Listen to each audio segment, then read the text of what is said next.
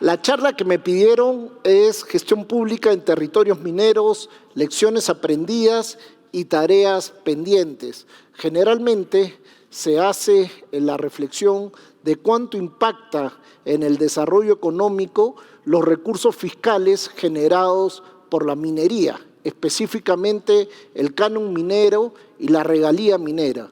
Pero antes de entrar de lleno a esa reflexión, déjenme empezar mostrándoles algunas ideas previas. Hace unos menos de 10 años, un equipo de economistas que se apellían, uno se llama Dabla y el otro Norris, patrocinados por el Banco Mundial, hicieron un estudio importante en muchos países, más o menos 70 países del mundo, para ver cómo los distintos países ejecutaban su inversión pública. Es decir, cuántos países eran prudentes, eran cuidadosos, eran eficientes en el manejo de sus recursos fiscales para la inversión pública. Y ellos, a partir de ese estudio, en el que no los voy a marear con los detalles técnicos, separaron los países que eran muy cuidadosos y versus los países que eran poco cuidadosos. Es decir, países que primero, que antes de invertir, tenían una visión del desarrollo, sabían lo que querían, eran también, le ponían mucho cuidado a la selección de los proyectos en los que se iba a invertir, versus los otros que van invirtiendo según aparece la plata y según aparecen los proyectos. La conclusión principal de ese estudio es que efectivamente la inversión pública, y hablo de inversión pública porque el canon y los recursos de regalía están directamente relacionados con inversión pública. Esos recursos se pueden usar principal y mayoritariamente para hacer inversión pública. Entonces la conclusión fue que aquellos países que son profesionales en manejar sus recursos de inversión tienen un impacto en el crecimiento del Producto Bruto Interno el doble que los países que son menos cuidadosos. Entonces, no es tan cierto, porque muchas veces en el Perú se habla de que falta plata. Y la idea que quiero decirles, que va a estar a lo largo de mi presentación, es que puedes tener mucha plata, pero si la usas mal, los impactos en el desarrollo van a ser muy limitados. Esto es lo que ustedes saben que pasó en el Perú. La inversión pública a principios de los 2000 era menos del 3% del Producto Bruto Interno, y fíjense lo que pasó acá hasta el 2012, 2013, hubo el boom de los commodities, los precios de los minerales crecieron muchos, las arcas fiscales recaudaron muchísima plata, esa plata se repartió no solamente al gobierno nacional, sino a los gobiernos subnacionales.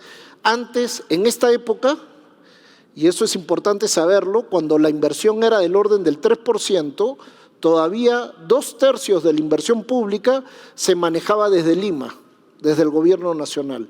Hoy día, y durante todo este periodo, porque vino el proceso de descentralización, 2/3 de la inversión ahora se maneja descentralizadamente. Es decir, hoy día, cuando hablamos de inversión pública, en realidad muchas veces miramos solamente al gobierno nacional, cuando en realidad son los gobiernos locales y regionales los que manejan 2/3 del total de la inversión en el país. Solamente quería terminar de caer en esto, que Perú a principios de los 2000 era promedio de América Latina en inversión pública. Hoy día llegó a estar, o sea, casi duplicó el tamaño de la inversión pública en términos reales, en términos de porcentaje del Producto Bruto Interno, y seguimos estando como uno de los países que más invierte en la región, y no solamente en la región, sino a partir de las estadísticas del Fondo Monetario, estamos en el top 30 del mundo. Esta mayor inversión pública, la pregunta era si había tenido algún correlato con el nivel de bienestar de la población.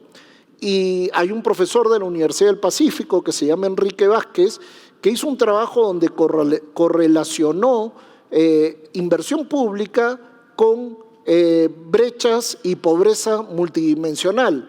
Como vemos, la pobreza en el Perú cayó entre el 2007 y el 2019, justo antes de la pandemia, muchísimo. De hecho, fuimos el país de América Latina que más redujo su pobreza durante todo ese periodo. Y en gran parte la pobreza se redujo por acción de la inversión pública. Fíjense que hay indicadores de brechas como población en hogares con niños que no asisten a la escuela. Cuando tú le pones una escuela a ese territorio, obviamente este indicador disminuye como disminuyó efectivamente entre el 2007 y el 2019. O cuando decimos viviendas sin acceso al alumbrado eléctrico, a la red pública. Esta es una brecha que prácticamente se ha cerrado, está en menos de 5% de población que no tiene acceso a energía. Y lo mismo cuando hablamos de agua por red pública o red pública de alcantarillado. La pobreza está íntimamente ligado a los procesos de inversión. Si tú inviertes bien y cierras brechas y das buenos servicios públicos, vamos a tener menos pobres en nuestro país. Y si bien se ha avanzado mucho, todavía las necesidades son muy grandes, más allá de las discrepancias que uno puede tener con el Plan Nacional de Infraestructura para la Competitividad. Tenemos estimadas una brecha de casi $100.000 millones solamente en infraestructura de estos sectores, ¿no? Hidráulico, electricidad, educación, transporte, saneamiento, salud, agua, etcétera. Todavía somos un país que si pudiéramos cerrar nuestras brechas, tendríamos todavía un mejor futuro. Y dicho todo esto de introducción, quiero centrarme ya específicamente para el motivo de la charla. ¿Cuál ha sido el impacto de los recursos que genera la minería en el desarrollo territorial, sobre todo a nivel local y a nivel regional?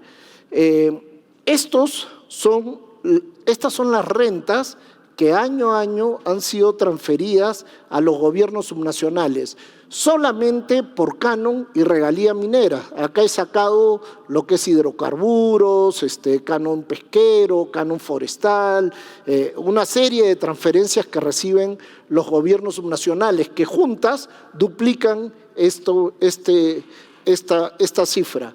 Pero esto es solamente, exclusivamente minería.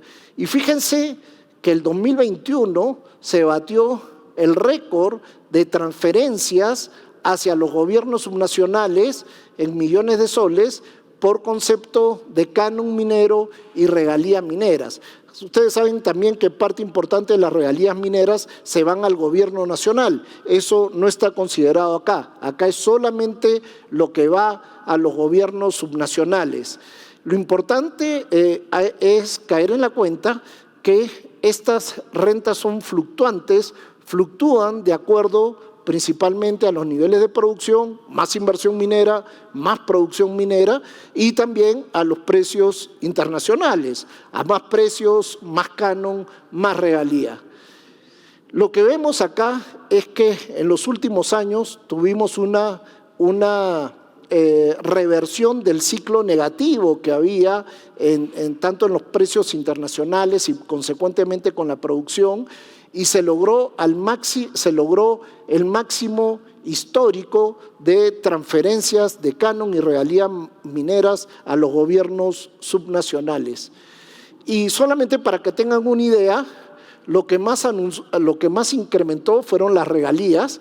Estas son las regalías repartidas a los gobiernos locales y estas son las regalías repartidas a los gobiernos regionales. El canon también se incrementó, pero el que hizo la diferencia fue sobre todo las regalías, porque provienen directamente de las utilidades de las empresas en un contexto de buenos precios internacionales. Y la pregunta siempre es ¿cómo se ha usado todos estos recursos, ingentes recursos, que hubieran sido suficientes para sacar de la pobreza a una masa de población mucho mayor de la que ya el Perú sacó de la pobreza. Y cuando uno pregunta cuáles son las características, cómo se ha gastado esos recursos, la primera respuesta es, bueno, lo que ha pasado con los gobiernos subnacionales es que su capacidad de gasto ha sido menor que la de los recursos que han tenido disponibles.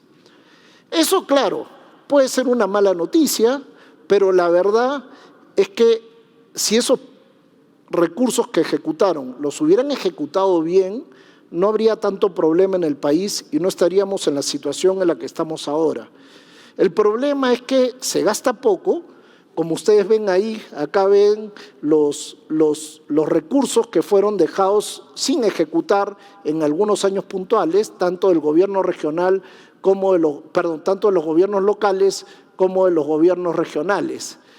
Pero además, también cuando uno ve en qué gastan sus transferencias del canon, regalías, etcétera, los gobiernos subnacionales, uno encuentra que temas como educación y salud, por ejemplo,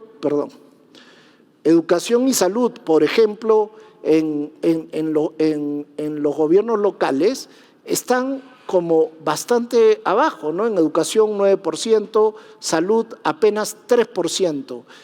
Lo que más se gasta es transportes en los gobiernos locales y fíjense esta categoría, 17% de los recursos que han recibido en todo este periodo entre el 2007 y el 2019 se gasta en un rubro que se llama planeamiento, es decir, en hacer estudios de preinversión, lo que en realidad está muy íntimamente ligado a corrupción. No es posible que uno gaste esa cantidad de recursos en el rubro planeamiento. Un estudio de preinversión hecho a una consultora top no te cuesta más del 2% del proyecto, cuando no el 1%.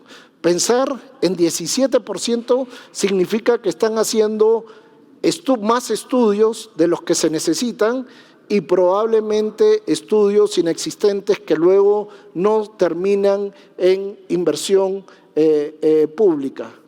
Y claro, eso va de la mano cuando ustedes revisan dónde están los principales temas asociados a los malos manejos de los recursos públicos. No se van a extrañar que sean justamente las regiones como Ancash, como Cusco, como Cajamarca, las que tienen mayor cantidad de autoridades en procesos o ya directamente encarceladas. El caso emblemático es el de Ancash, donde ser gobernador de la región hace 4 o 5 periodos o más es sinónimo de terminar culpable de delitos de corrupción. Entonces, hasta acá, 3 características: gastan poco, no le apuntan a donde están las necesidades, y la tercera característica es que además lo hacen con muy poca transparencia y mucha corrupción. Con lo cual, regresando a nuestra primera lámina, más nos parecemos a los países que ejecutan mal sus recursos públicos que los que ejecutan bien sus recursos públicos. Ahora, yo hice un ejercicio para poder ver a nivel de distritos qué distritos del país tuvieron la mayor cantidad de rentas acumuladas en el periodo 2006-2021, como vemos acá. Y lo que vemos es que el que se llevó las palmas fueron, donde Darío los conoce muy bien, es el distrito de San Marcos, en Ancash. Ellos durante todo este periodo por canon y regalía minero recibieron 2.378 millones de soles para una población, de acuerdo al último censo de población y vivienda, de 17.000 personas. Eso quiere decir que cada persona tendría el equivalente en inversión a 132.000 soles. Si multiplicamos por 5, que es el promedio de un hogar, el municipio de San Marcos tuvo más de $500.000 de soles por hogar, casi 600.000 soles por hogar en inversión solamente de este rubro. No estoy incorporando todo el resto de transferencias por otros conceptos que también recibió el municipio de Ancash. Solamente por minería, casi 600.000 soles por hogar. Con 600.000 soles, claramente podíamos haber sacado de la pobreza probablemente a todos estos pobladores. Algo similar en Ilabaya, en Tacna, en el ámbito de Southern Perú, 1.136 millones, población 6.000 habitantes, 187.000 soles por persona.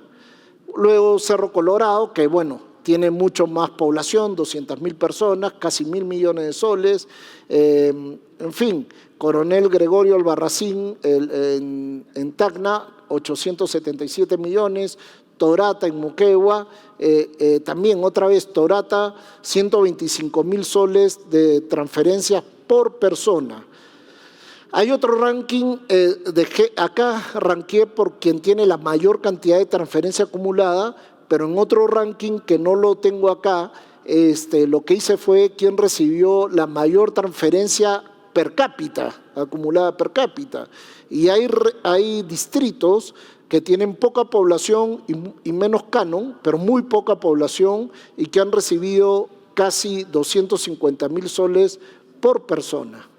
Y eso es realmente una oportunidad perdida hasta cierto punto para haber salido del desarrollo.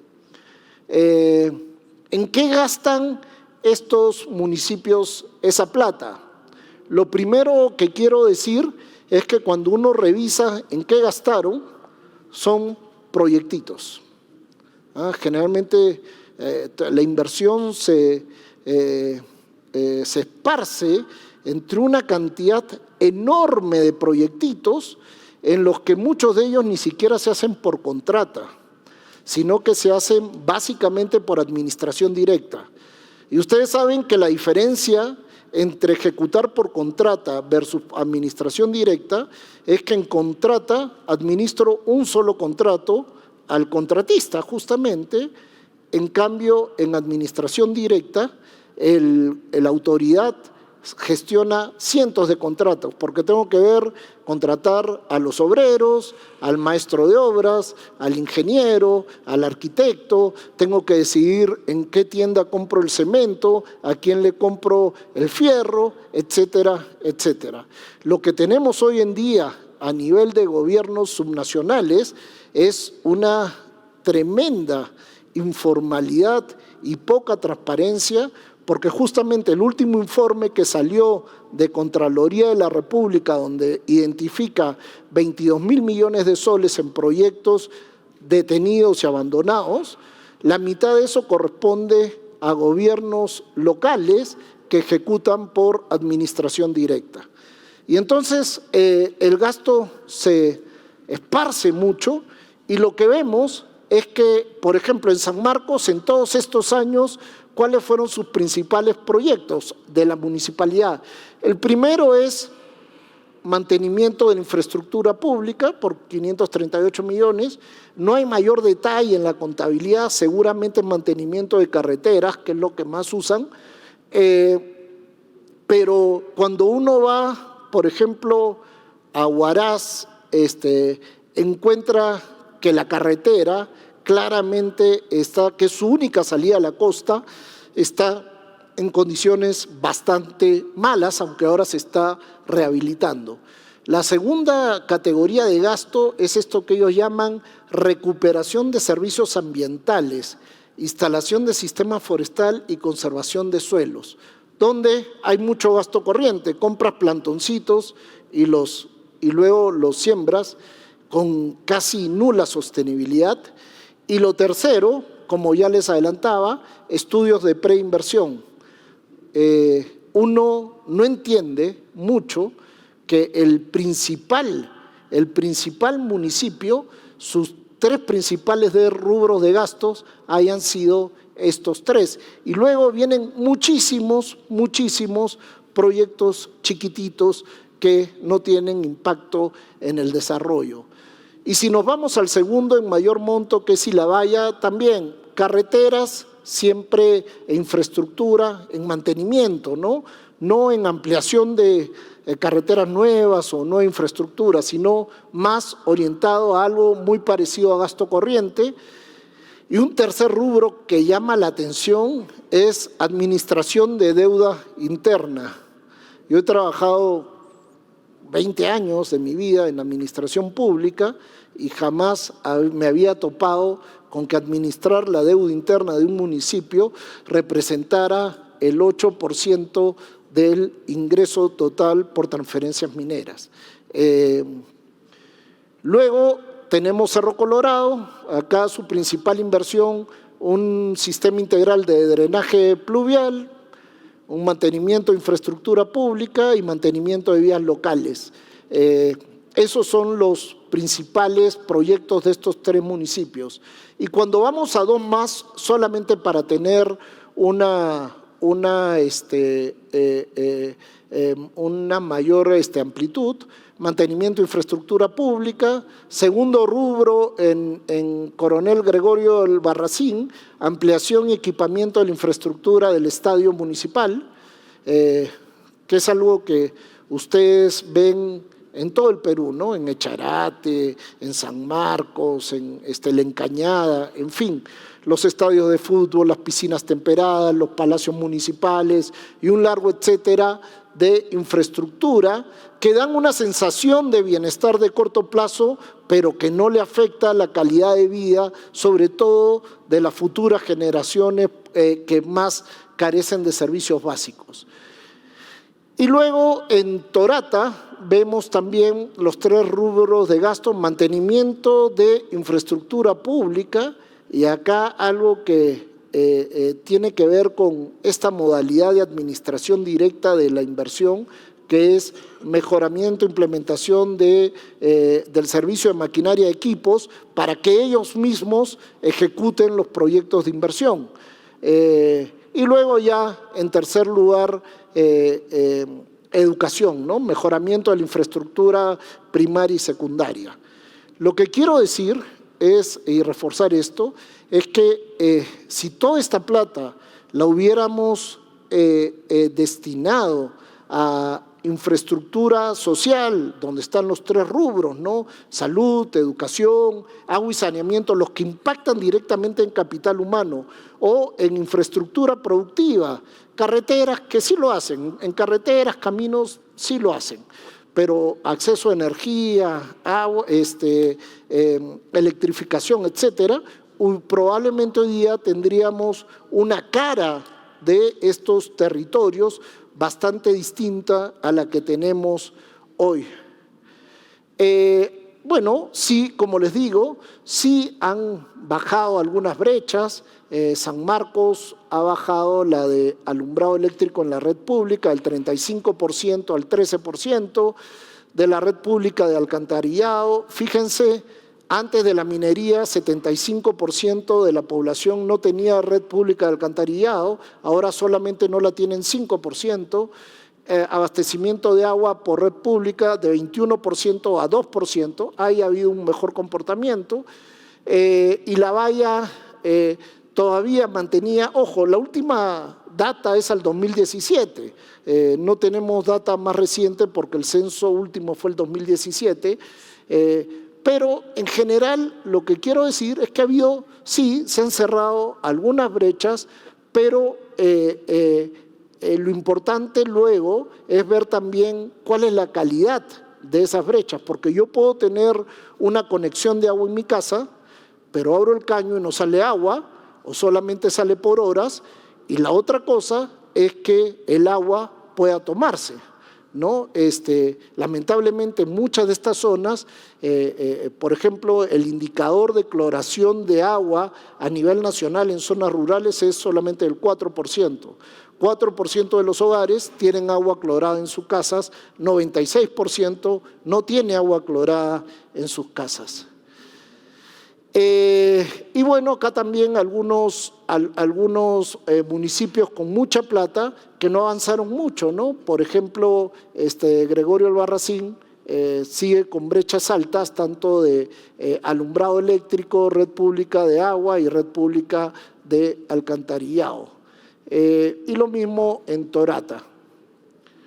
Este es un cuadro que lo tomo prestado de Miguel Castilla, donde él lo que hace es ir un poco más allá. Oye, a ver, puede haber aumentado mi acceso a infraestructura, pueden haberme puesto una posta médica, pueden haberme puesto un colegio, pero lo que yo me debería interesar es si como consecuencia de esa posta médica o de esa escuela, mis niños están con más salud o están con mejor educación.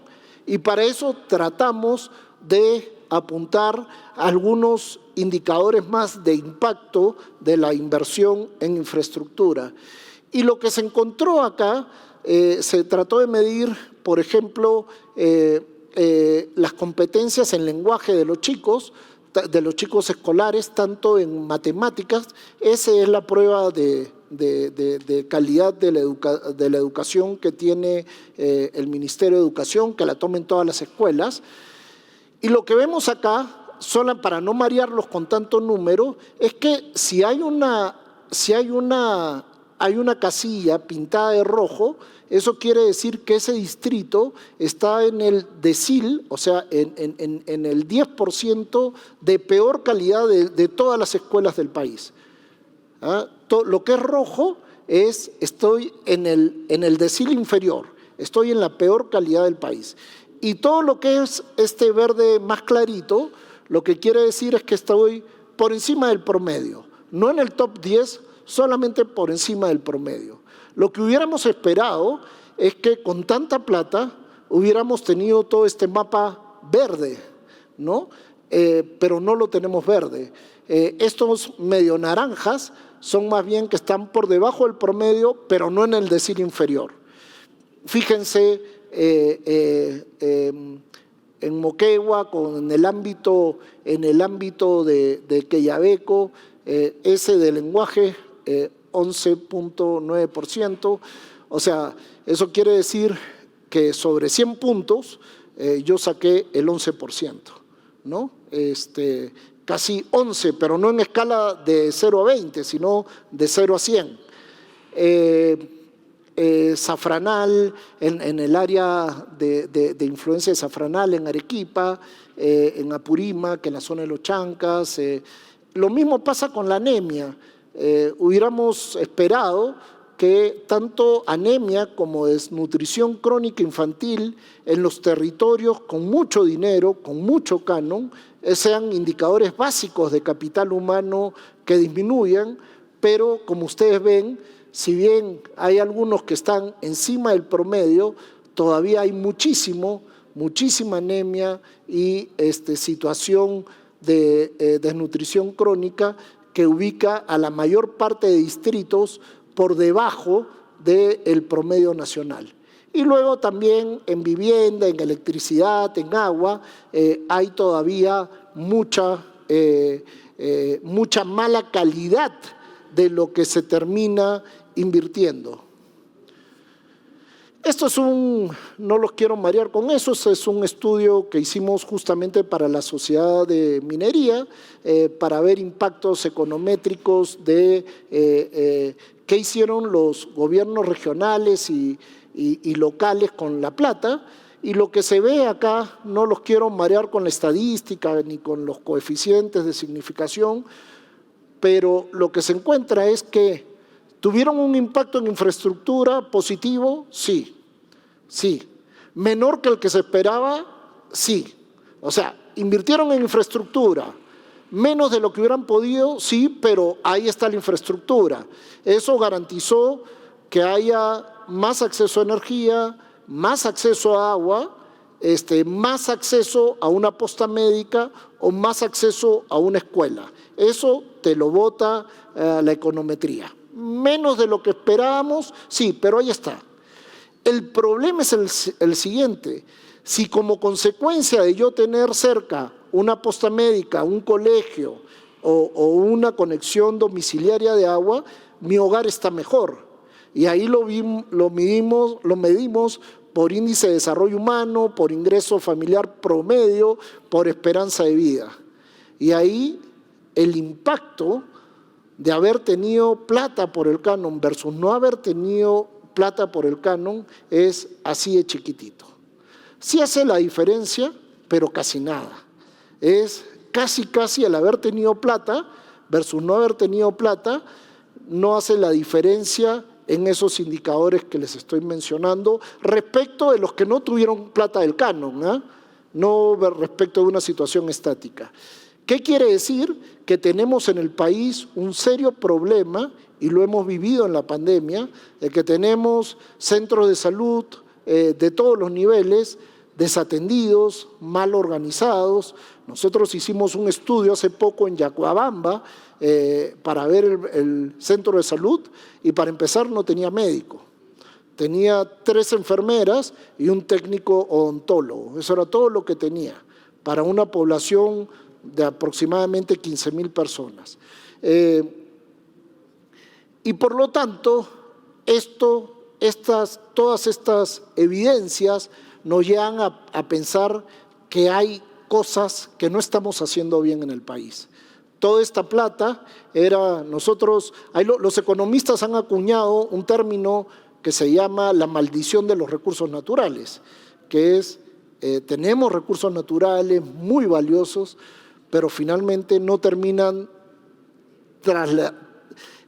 transformándose necesariamente en desarrollo de las comunidades aledañas. ¿Por qué se dan tantos problemas en la ejecución de proyectos de inversión pública? ¿Por qué no tenemos los resultados que quisiéramos? Repito, la síntesis de todo lo anterior es que sí, efectivamente, se ha hecho la diferencia entre tener canon o no tener canon, pero es una diferencia que no impacta tanto en el nivel de vida, que impacta poquito, para ponerlo, tampoco me voy al otro extremo de que todo ha sido un desastre y que como tienes más plata ahora estás peor. Eso no se ve. La gente está mejor, pero está mejor muchísimo menos de lo que pudo haber estado mejor. Y cuando preguntamos por qué se dan tantos problemas en la ejecución de proyectos de inversión pública, lo primero es obvio y evidente, pero por ser tan obvio y evidente hay que repetirlo muchas veces. Tenemos probablemente la peor gestión pública de América Latina. O sea, estamos bastante lejos de queremos entrar a la OCDE, queremos equipararnos a nuestros socios de la Alianza del Pacífico, Chile, México, Colombia, pero la verdad es que, por ejemplo, Servir ha dejado de hacer estas evaluaciones, pero mientras las hizo, miren las cifras que se encontraban. Por ejemplo, a nivel de inversión pública, ellos evaluaron a 3.600 funcionarios de los 3 niveles de gobierno para ver si el funcionario que estaba a cargo de garantizar la calidad de la inversión pública tenía las competencias mínimas necesarias para ejercer ese trabajo. Y lo que encontraron es que solamente en inversión pública, que es el primero que comienzo, es 1% de todos los entrevistados tenían esas competencias suficientes para ejercer su labor. Luego, en el caso de presupuesto, evaluaron a 2.600 personas, solamente 9% de los funcionarios tenían las competencias para hacer lo que estaban haciendo. Todos los demás estaban lejos de tener las competencias, sobre todo los rojos. Los rojos son aquellos funcionarios que no tienen la mínima competencia para estar sentado donde está sentado. Es decir, 41% en el tema de modernización de los funcionarios no tienen idea qué significa modernización. En planeamiento, 42% de los funcionarios que están ejerciendo las labores de planeamiento y planificación en un gobierno nacional o subnacional no sabe de planeamiento. Y así sucesivamente, ¿no? En inversión pública, 41% no sabe. En promoción de la inversión privada, 51% no tiene idea, porque para empezar, probablemente llegó al Estado sin haber trabajado nunca en ninguna parte.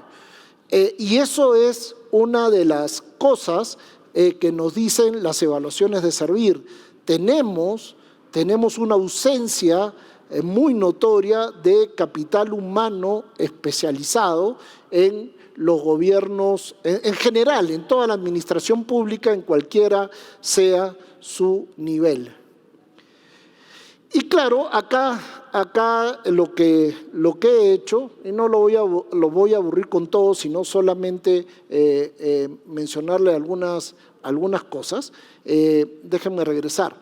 Estos funcionarios que han sido calificados con estas notas, y eso es antes del gobierno de Castillo, porque antes habían algunos ministerios que se salvaban, que tenían lo que se llaman islas de eficiencia, ¿no?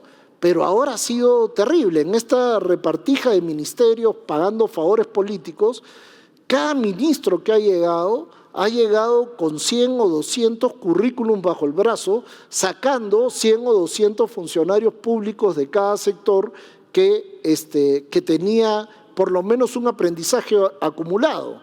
Y eso ya se está traduciendo en que la calidad de los servicios públicos va perdiendo, yéndose hacia abajo permanentemente. Pero esos funcionarios poco calificados, además con sistemas administrativos complejos, yo no sé qué ha pasado en los últimos 10 años en el país, que cada vez que uno quiere hacer gestión pública se encuentra con más y más y más procedimientos que además cuando uno los sigue son además luego evaluados por profesionales que no tienen las competencias y que te van inventando nuevos requisitos, con lo cual hoy día cada vez es más difícil hacer cosas como, por ejemplo, un sistema de riego o un proyecto de cobertura de agua y saneamiento. Entonces, esa mezcla explosiva entre malos funcionarios públicos y sistemas administrativos complejos y burocratizados nos llevan pues claramente a que las obras se abandonen o no tengan sostenibilidad en el tiempo. ¿Por qué pasa todo esto además de lo anterior? Porque, por ejemplo, en planeamiento, y lo he verificado, he visitado, hace 2 años estamos caminando por muchas regiones del país, por muchos municipios, y lo que no encuentras es una visión de desarrollo compartida. Tú vas y le preguntas al alcalde, oye, ¿cómo ve usted San Marcos en 5 años? Y te dice una idea. Vas a su gerente de planeamiento, te dice, mira Cholito, no me fastidies, yo estoy chambeando, tengo mucho que hacer, yo tengo que focalizarme en ejecutar mis proyectos. Vas al comerciante y no hay una visión de desarrollo compartida de los territorios. Por lo tanto, los proyectos que se empiezan a ejecutar, que entran a las carteras de ejecución de los municipios, de los gobiernos locales, responden a algún interés particular. Van llegando los proyectos, pero sumas la piscina temperada con el estadio de fútbol, con el palacio municipal, la suma de todo eso no mueve la aguja de los ingresos de esa población, porque su calidad de vida sigue siendo la misma, un poquito mejor, porque ahora tengo una piscina, pero hasta que la piscina deje de funcionar por falta de mantenimiento, o los estadios de fútbol gigantes. Entonces, no hay una visión de desarrollo, la preinversión se hace muy mal, muy mal.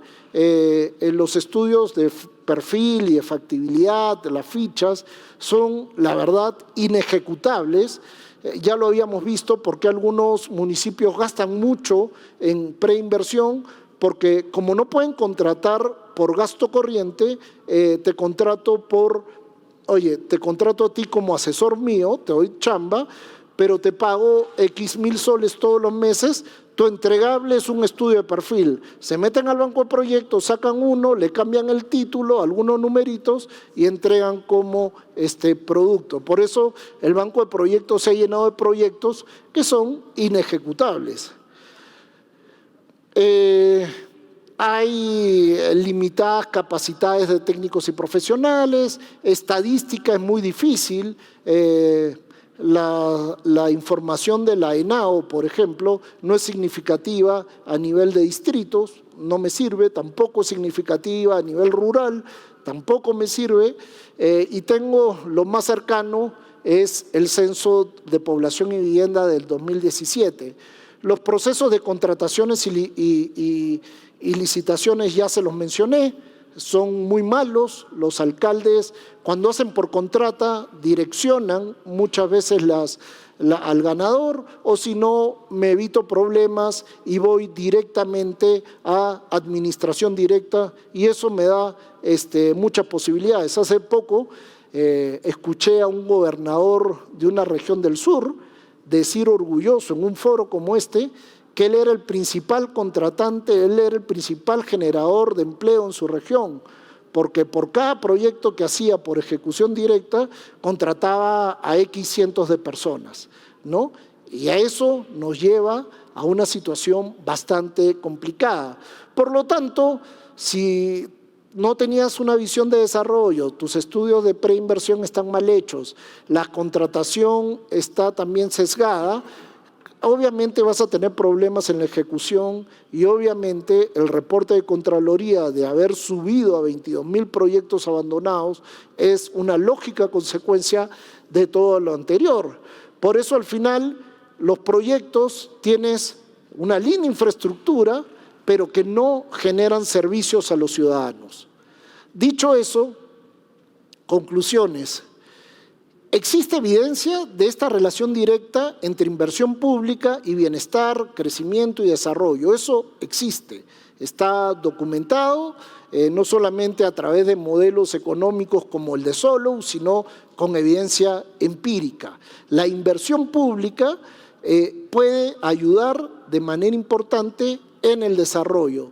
Sin embargo, en el Perú, el proceso de inversiones se ha focalizado de manera excesiva en la herramienta y no en el resultado, es decir, en la infraestructura y no en el servicio que debe generar la infraestructura.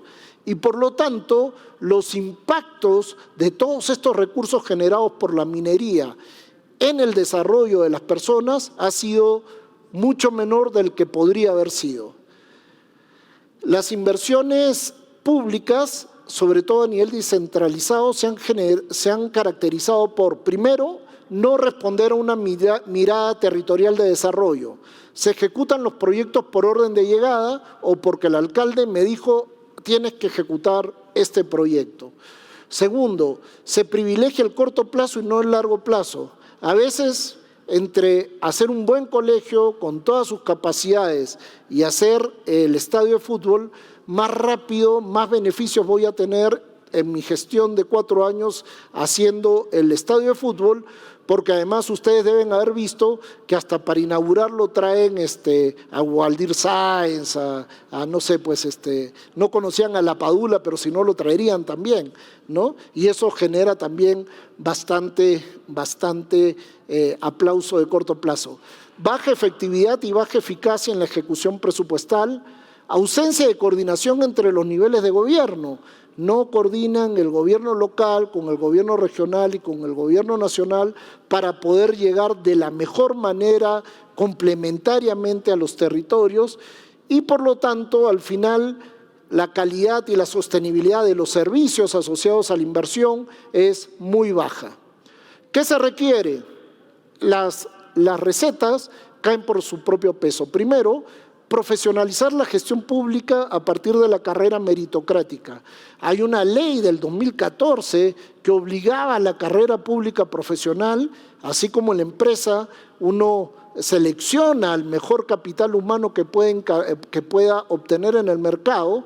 Acá los congresistas suelen pasearse con sus cerros de currículums entre los ministros para ver cómo consiguen chamba para sus allegados. Primero, profesionalizar. Segundo, planificación prospectiva del desarrollo territorial. Si no tenemos visiones de desarrollo por territorios, es difícil luego armar el portafolio de proyectos de inversión pública que van a acompañar al sector privado en sus inversiones privadas. Tenemos que hacer ese esfuerzo de simplificar y tecnificar el desarrollo de planes estratégicos a nivel territorial. Tercero, migrar a modelos de ejecución más eficientes y transparentes. Se ha satanizado el sector privado. El escándalo Lavajato fue terrible, hubo mucha corrupción, pero a partir de eso, sobre todo la izquierda fue muy inteligente en satanizar a la inversión privada. Por unos cuantos mafiosos, lo que ha hecho el país en los últimos años es desincentivar todo lo que sea asociación público-privadas. Las obras por impuestos incluso tuvieron un bajón que felizmente se está revirtiendo, pero ha habido una satanización y en ese sentido hay que mejorar la participación del sector privado. Hay modalidades, por ejemplo, como compras de servicios. Yo no tengo que construir un hospital. Los países más desarrollados lo que hacen es compran servicios. Es decir, contrato a una firma proveedora de servicios de salud y que ellos pongan el hospital donde sea y le compro la atención de esta población. Tú me tienes que mantener sana a toda esta población y dentro de tus obligaciones está, oye, los exámenes anuales preventivos, te conviene mantenerlos sanos porque en la medida en que se enfermen, tú vas a tener que curarlos a tu costo. Los sistemas de salud más modernos funcionan con una participación del sector privado bastante grande. Igual en el agua y saneamiento, las EPS todas están quebradas en el país, ninguna sabe cómo transformar agua cruda en agua potable para la población y eso se puede contratar. No digo privatizar, porque lamentablemente tiene una carga negativa muy grande y en verdad en Latinoamérica, salvo Chile, esto de vender los activos del Estado al privado en temas de agua y saneamiento genera mucha reacción social negativa. Pero lo que sí se puede hacer es contratar empresas profesionales para que gestione esos activos de la mejor manera y genere producto. Y finalmente, centrar la atención no solamente en la provisión de infraestructura, sino que hay que poner la provisión de los servicios por delante. Estos tienen que ser de calidad, ¿no? Y bueno, y la última, ya la mencioné, incentivar la participación del sector privado más allá de la construcción de obra en esta provisión de servicios, porque es la única manera en que los ciudadanos van a tener servicios sostenibles y de buena calidad. ¿Ah? Muchísimas gracias y quedo a disposición de ustedes. Gracias. Muchas gracias. Felicitaciones, Milton. Es un trabajo que se viene haciendo por años y provoca la reflexión, provoca la discusión. Tenemos algunas preguntas. De lo que nos has contado, evidentemente, si podemos resumir, hay un desafío de una descentralización que no funciona, no ha llegado a donde esperábamos que llegue. Tenemos una corrupción que encontramos transversal, mucha evidencia de que esto es un problema que no está siendo atendido como se necesita, sigue creciendo. Algo que no se ha dicho, pero creo que todos vamos a coincidir, es además la informalidad, que es un saco roto cuando se generan condiciones de muy baja productividad, muy poca tecnología y además un acceso muy limitado, si alguno, a derechos. mucha vulnerabilidad y precariedad en el empleo. Ahora, en ese escenario, le sumamos entre 1 y 9% de los funcionarios que están con las competencias necesarias para cumplir con su rol. Sin reemplazar Estado, ¿qué podemos hacer los privados, las empresas que estamos en esos territorios con este diagnóstico? Sí, no, comparto plenamente contigo el diagnóstico y la informalidad es un caso clarísimo. Hay regiones como Puno que el 95-96% de la fuerza laboral está empleada en condiciones de informalidad. Basta ir a la ciudad para ver, llama la atención por qué nadie tarrajea sus fachadas y dicen porque después te cobran predial. Entonces, claro, también los municipios no se han acostumbrado a generar sus propias rentas por estos comportamientos que se retroalimentan. La gente considera que la informalidad es una situación que es la más cómoda, no tengo obligaciones, pero tampoco espero mucho de la autoridad porque soy consciente que yo no tributo. Entonces, no hay esa conciencia del ciudadano de que tú eres funcionario público porque yo pago impuestos y porque tu labor es que yo tenga una mejor vida. Entonces, ¿qué se puede hacer con el sector privado? Primero, exigir también en todos los foros la profesionalización de la gestión pública, eso desde lo más general, pero en segundo lugar, involucrarnos más en todas estas formas nuevas en las que el privado puede estar en la provisión de servicios. Hay que reactivar las asociaciones público-privados, hay que involucrarnos más con nuestras empresas en obras por impuestos. Yo vi el estudio, lo vi en detalle, el estudio de SAN, donde una obra ejecutada por obra por impuestos se ejecuta sin desviarse del presupuesto, se ejecuta en menos tiempo, tiene casi nada de riesgo, vicios ocultos, etcétera, etcétera. Y consecuentemente es sostenible. En cambio, más bien, en vez de premiar la mayor eficiencia en la ejecución, estamos castigando, privilegiando solamente la ruta que ha probado que no funciona, que es la de gestión pura de la inversión, ¿no? Desde el sector público. Bien. En esta mirada de involucrarnos más, el diagnóstico está claro, el desafío está claro. La aspiración es tener territorios sostenibles, desarrollo humano, mayor formalidad, todos estamos de acuerdo en eso. En ese escenario tendremos una minería sostenible, todos estamos de acuerdo en eso y el círculo virtuoso empieza a dar sus frutos. Es un esfuerzo, pareciera, de varios y de colaboración. Desde tu experiencia, de tu reflexión, ¿qué actores no están y debieran estar? Más allá del Estado, que seguramente empezaremos por allí, pero ¿quién más? Mira, la academia brilla por su ausencia. Una de las cosas que a mí me llama la atención, porque además he sido académico, siempre he estado vinculado a la docencia en la Universidad de Origen, que es la del Pacífico, incluso he sido profesor a tiempo completo durante algunos años, pero me llama la atención cómo las universidades nacionales tienen tan poca vinculación tanto con la empresa como con el desarrollo local y regional. Esa vinculación entre academia y desarrollo social y productivo es algo que está, salvo honrosas excepciones en el país, que está ausente. Las universidades se han transformado más bien en algunos feudos de algunos grupos políticos, pero no tienen ese involucramiento, salvo excepciones. Como digo, por ejemplo, aquí en Arequipa, la UNSA, en algunas facultades, es claro que se involucra, pero eso no es la norma que uno encuentra. Y en tercer lugar,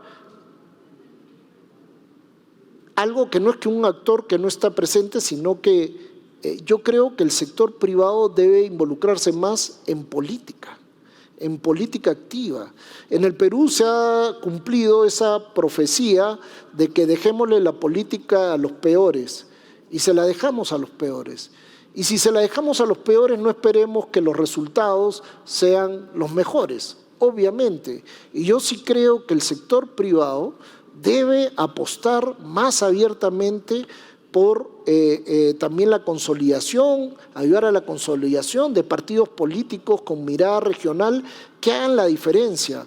Hoy día, muchos partidos políticos son la confederación de intereses particulares, el que representa a los mineros ilegales, el que representa a los transportistas informales, el que representa al gremio de construcción civil, el que representa a los profesores sindicalizados que no quieren esforzarse más, etcétera.